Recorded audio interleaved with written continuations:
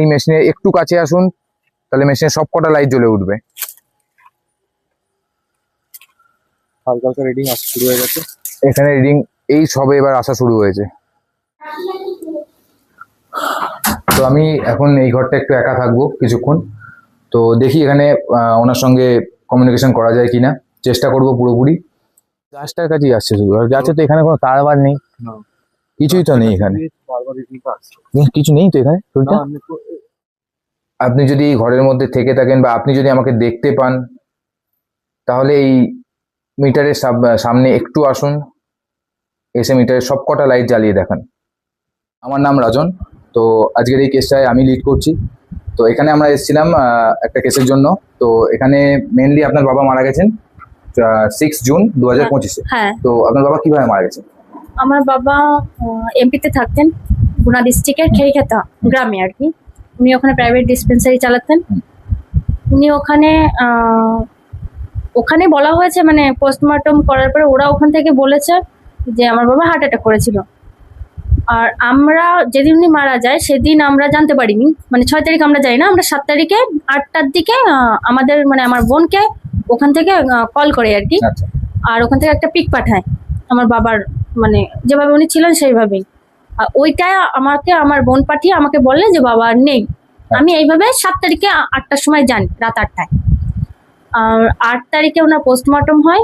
Post-mortem করিয়ে নিয়ে 5 দিনের দিন আমার বাবার বডি মানে 12-13 তারিখের দিকে হয়তো বাড়িতে আসে। হ্যাঁ। আর 6 তারিখে যে মারা গেছিলেন ওখানে আপনার বাবার ছবি কিভাবে পেয়েছিলেন আপনি? ছবি পেয়েছিলাম, আপনারা কয়েকটা ছবি আমাদের পাঠিয়েছিলেন, দেখলাম আমি। হ্যাঁ, ছবিগুলো কিভাবে পেয়েছিলেন? ছবিগুলো ওখান থেকে আমার বোনকে কেউ পাঠিয়েছিল, মানে ওটা ভায়া হতে হতে আর কি আমার বোনের অব্দি এসছে, বোন আমাকে পাঠিয়েছে। ছবিগুলো তুলেছে কিভাবে? ওখান থেকে আমি আমার বোনকে যখন জিজ্ঞাসা করি যে ছবিটা কে পাঠিয়েছে, তখন বললো যে ওখানে আমাদের একটা রিলেটিভ আছে, উনার মানে ওই যে পিসুমশাই থাকতেন, উনি ওনার ছেলেকে পাঠিয়েছে, ওই ওখানকার যে ওষুধের ফার্মেসির দোকান উনি পাঠিয়েছে। আর উনাকে দিয়েছে নাকি ওখানকার কোন একটা লোক। আচ্ছা, আর উনি যখন ওখানে মারা গেছেন উনি কি ওখানে একাই থাকতেন না ওনার সঙ্গে আরো? না, আমাদের ফ্যামিলির কেউ থাকতেন না, উনি একাই থাকতেন। হ্যাঁ, উনি একাই থাকতেন। উনি একাই সমস্ত কিছু করতেন, নিজেরটা নিজে, ওনার সম্পূর্ণ উনি একাই থাকতেন। আচ্ছা, আর কি হয়েছে আপনি যেগুলো বলছিলেন যে ভয় পাচ্ছেন বা? হ্যাঁ, হয়েছে বলতে আমার বাবা মারা যাওয়ার পর থেকে আমি কন্টিনিউ মানে রাত 12টা যখন একটু ভার রাত হচ্ছে তখন আমি ভয় পাচ্ছি, আমার শরীরটা ভার হয়ে আসছে। আমার এরকম মনে হচ্ছে চোখ বন্ধ করলে আমার মনে হচ্ছে কিছু আছে। আচ্ছা, তো আমি এখন এই ঘরটা একটু একা থাকবো কিছুক্ষণ, তো দেখি এখানে ওনার সঙ্গে কমিউনিকেশন করা যায় কিনা, চেষ্টা করব পুরোপুরি। তো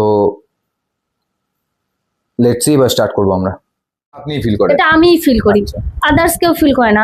আমি আমার হাজবেন্ডকে বললে পরে হাজবেন্ড হেসে উড়িয়ে দেয় জিনিসটা, আর বলে যে তুমি তাহলে তোমার বাবাকে তোমাকে ভয় দেখাচ্ছে, বাবা কখনো ভয় দেখায়? এটা তো বাস্তব সত্যি কথা যে বাবা কখনো ভয় দেখায় না, তবুও ফিল করি এটা। আর দুদিন আমি যেটা ফিল করেছি, আমার দরজায়, যে ঘরে আমি থাকি ওই দরজায় দুটো থাবা পড়ে। আচ্ছা, থাবা মানে থাবাটা পড়াও শেষ, আমার চোখটাও মানে গভীর ঘুম, যতই গভীর ঘুম থাকুক চোখটা একদম ঘুম ভেঙে গেছে। হ্যাঁ। আচ্ছা, আমরা দুজন ব্যতীত যদি এখানে কেউ উপস্থিত হয়ে থাকেন বা কোনো কেউ থেকে থাকেন, তাহলে এই মিটারের একটু সামনে আসুন, তাহলে মিটারের সব কটা লাইট জ্বলে উঠবে। যদি এই ঘরের মধ্যে আমরা দুজন ব্যতীত যদি আর কেউ থেকে থাকেন, এই মিটারের সব কটা লাইট জ্বালিয়ে জানান দিন যে আপনি এই বাড়ির মধ্যে আছেন। তো আমরা আর একটু নিচের দিকে যাব, এই বাড়ির একদম আন্ডারগ্রাউন্ডে। যদি কোনো এখানে কিছু থেকে থাকে সেটাও আমরা আপনাদের দেখাবো।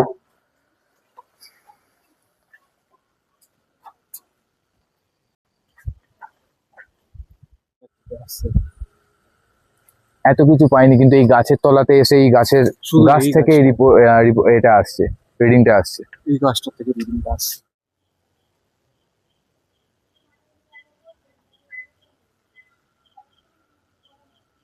আমি লাস্ট বার একটা কোয়েশ্চেন করছি, আর এখানে কোনো কোয়েশ্চেন করব না। আমরা তিনজন ব্যতীত যদি এখানে কেউ থেকে থাকেন, তাহলে এই মেশিনের সব কটা লাইট জ্বালিয়ে দেখান।